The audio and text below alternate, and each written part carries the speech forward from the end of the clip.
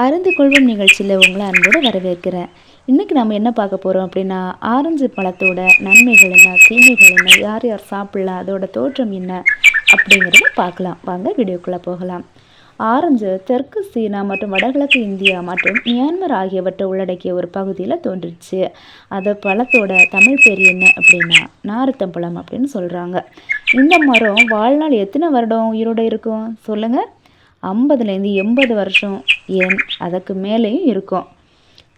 குறிப்பாக பார்க்கும்போது இது மனிதனோட வாழ்நாளோட ஈடாகும். ஓகேங்களா?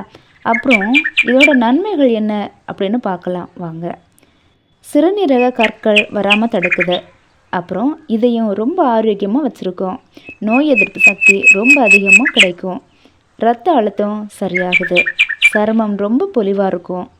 வெயிட் லாஸ் பண்ணணும் அப்படின்னா இந்த பழத்தை கண்டிப்பாக சாப்பிடுங்க. உடல் எடை ரொம்ப கம்மியாயிடும். ஓகேங்களா? டெய்லி ஒரு ஆரஞ்சு பழம் சாப்பிட்டீங்கன்னா பெண்களுக்கு 50% புற்றுநோய் வராமல் ஆபத்து குறைந்துவிடும். ஓகே, இந்த புற்றுநோய் வராமல் தடுக்கக்கூடிய சக்தி இந்த ஆரஞ்சு பழத்திற்கு உண்டு.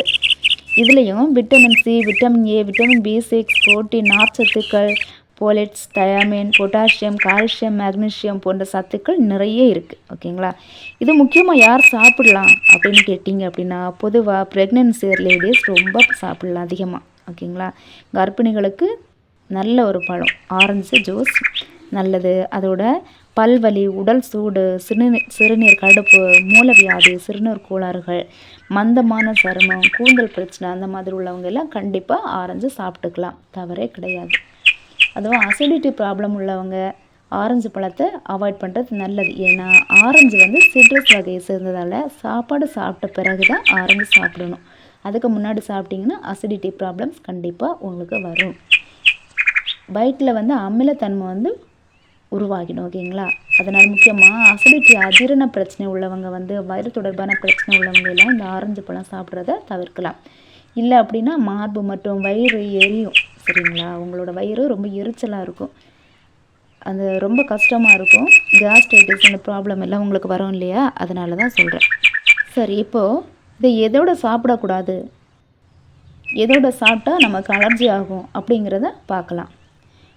குறிப்பிட்ட உணவுகளோடு சேர்ந்து சாப்பிட்டா சிலவங்களுக்கு அலர்ஜி ஏற்படலாம். குறிப்பாக தயிர், பால் இவைகளோட ஆரஞ்சு பழம் சேர்த்து சாப்பிடக்கூடாது. சரிங்களா? இதோட அமிலத்தன்மை தயிரோட கலந்தால் அலர்ஜி ஏற்பட வாய்ப்பு அதிகமாகவே உண்டு. அதோட ஆரஞ்சு பழத்தோட காஃபி, பிளாக் டீ கலந்து சாப்பிட்டா வயிறு சம்மந்தமான பிரச்சனைகள் வரலாம். வாழைப்பழமும் பிரச்சனைகள் வராது அப்படின்னு சொல்ல முடியாது. வாழைப்பழமும் ஆரஞ்சு போலவே சிறந்த பழம்னாலும் ரெண்டையுமே மிக்ஸ் பண்ணி சாப்பிடக்கூடாது. செரிமான பிரச்சனையை சந்திக்க நேரிடும். சளி பிடிச்சிருந்தா ஆரஞ்சு சாப்பிடக்கூடாதா அப்படின்னு உங்களுக்கு ஒரு டவுட் இருக்கும். அதுக்கு சொல்கிறேன். ஆரஞ்சு சளி பிடிக்கும்போது அதுவும் குளிர்காலத்தில் சாப்பிட்டா சளி பிடிக்கும்னு சொல்லுவாங்க. குழந்தைங்களுக்கு கொடுக்க மாட்டாங்க. ஆனால் உண்மை நிலை என்ன அப்படின்னா குளிர்காலத்தில் ஆரஞ்சு சாப்பிடுவது மிக மிக நல்லது. சளி, இருமல் போன்ற நோய்களை போக்கக்கூடிய சக்தி உண்டு. வெயில் நேரத்தில் ஆரஞ்சு சாப்பிடுவதை தவிர்க்கலாம். ஒரு சிலருக்கு வெயில் அதிகமாக இருக்கும்போது வேர்க்குரு பிரச்சனைகளை சந்திப்பீங்க. அந்த டைமில் ஆரஞ்சு, சாத்துக்குடி, எலுமிச்சை இந்த மாதிரி உள்ள பழங்களை சாப்பிடும்போது லெமன் ஜூஸ் எல்லாம் முக்கியமாக எடுத்துப்பீங்க. ரொம்ப வேர்க்குது அப்படின்னு சொல்லி லெமன் ஜூஸ் அந்த மாதிரிலாம் குடிக்கும்போது உங்களுக்கு நல்லா கூலிங்காக இருக்குமே தவிர வேர்க்குரு இருக்கும்போது இன்னும் ரொம்ப அதிகமான அளவில் வேர்க்குரு உங்களுக்கு உருவாகும். அந்த வேர்க்குரு பிரச்சனை இருக்கிறவங்க இந்த வெயில் நேரம் சாத்துக்குடி, ஆரஞ்சு, எலுமிச்சை இந்த மாதிரி உள்ள பழங்களை எல்லாம் தவிர்க்கிறது நல்லது. இந்த வீடியோ பிடிச்சிருந்துச்சுன்னா லைக் பண்ணுங்கள், ஷேர் பண்ணுங்கள், சப்ஸ்கிரைப் பண்ணுங்கள். நன்றி.